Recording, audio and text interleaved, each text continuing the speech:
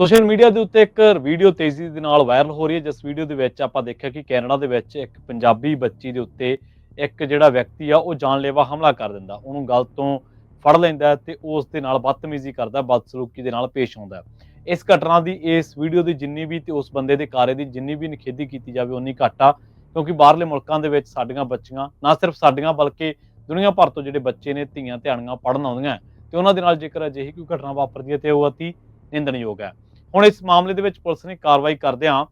ਜਿਹੜੀ ਕੈਲਗਰੀ ਦੇ railway station ਤੇ ਘਟਨਾ ਵਾਪਰੀ ਸੀ, ਉਸ ਸਬੰਧ ਦੇ ਵਿੱਚ ਕੈਲਗਰੀ ਪੁਲਿਸ ਨੇ ਬ੍ਰੈਂਡਨ ਜੋਸਫ ਜੇਮਸ, ਜਿਹਦੀ ਉਮਰ 31 ਸਾਲ ਆ, ਤੇ ਇਹਨੂੰ ਈਸਟ ਵਿਲੇਜ ਦੇ ਇਲਾਕਿਆਂ ਤੋਂ ਗ੍ਰਿਫਤਾਰ ਕੀਤਾ।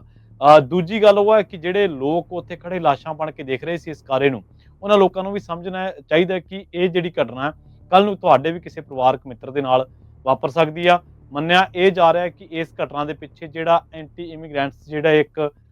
ਮੁਹਿੰਮ ਚਲਾਈ ਗਈ ਸੀ ਪਿਛਲੇ ਦਿਨਾਂ ਦੇ ਵਿੱਚ, ਉਸ ਮੁਹਿੰਮ ਕਰਕੇ ਹੁਣ ਨੌਜਵਾਨ ਬੱਚੇ ਬੱਚੀਆਂ ਨੂੰ ਜਿਹੜਾ ਉਹ ਟਾਰਗੇਟ ਕੀਤਾ ਜਾ ਰਿਹਾ ਹੈ। ਸਾਡੀਆਂ ਬੱਚੀਆਂ, ਸਾਡੇ ਬੱਚੇ ਜਿਹੜੇ ਬਾਹਰਲੇ ਮੁਲਕਾਂ ਦੇ ਵਿੱਚ ਪੜ੍ਹਦੇ ਨੇ, ਖਾਸ ਕਰਕੇ ਉੱਥੇ ਜਿੱਥੇ ਪ੍ਰਵਾਸੀਆਂ ਦੇ ਵਿਰੁੱਧ ਕੋਈ ਲਹਿਰ ਚੱਲ ਰਹੀ ਆ, ਤਾਂ ਉਸੇ ਦਰਮਿਆਨ ਉਹਨਾਂ ਮੁਲਕਾਂ ਦੇ ਵਿੱਚ ਉਹਨਾਂ ਨੂੰ ਕੰਮਕਾਜ ਦੇ ਦਰਮਿਆਨ ਜਾਂ ਆਪਣੇ ਰੋਜ਼ਾਨਾ ਜਦੋਂ ਵਿਚਰਦੇ ਨੇ ਰੋਜ਼ਾਨਾ ਜ਼ਿੰਦਗੀ ਦੇ ਵਿੱਚ, ਤਾਂ ਉਹਨਾਂ ਨੂੰ ਇhtiyਾਤ ਰੱਖਣ ਦੀ ਬਹੁਤ ਸਖਤ ਜ਼ਰੂਰਤ ਹੈ। ਸੋ ਇਸ ਘਟਨਾ ਦੇ ਸਬੰਧ ਦੇ ਵਿੱਚ ਜਿਹੜੀ ਵੀਡੀਓ ਵਾਇਰਲ ਹੋਈ ਆ, ਉਸ ਘਟਨਾ ਦੇ ਸਬੰਧ ਦੇ ਵਿੱਚ ਬ੍ਰੈਂਡਨ ਜੋਸਫ ਜੇਮਸ ਨੂੰ ਗ੍ਰਿਫਤਾਰ ਕਰ ਲਿਆ ਗਿਆ। ਉਹਦੀ ਉਮਰ 31 ਸਾਲ ਦੱਸੀ ਗਈ ਹੈ, ਕੈਲਗਰੀ ਪੁਲਿਸ ਤੋਂ ਮਿਲੀ ਜਾਣਕਾਰੀ ਦੇ ਮੁਤਾਬਕ।